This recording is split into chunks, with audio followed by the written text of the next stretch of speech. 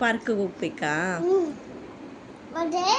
ಅಕ್ಕಂಗೆ park ಕರ್ಕೊಂಡು ಹೋಗೋಕ್ಕೆ?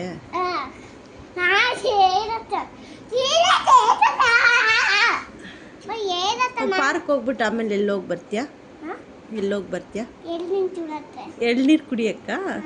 ಎಳ್ನೀರು ಕುಡ್ಕೊಂಡು ಪಾರ್ಕ್ ಹೋಗಿ ಬರ್ತೀಯಾ? ಸರಿ ಆಯಿತು. ಆಯ್ತು ಹೇಳ್ತೀನಿ. A few moments later.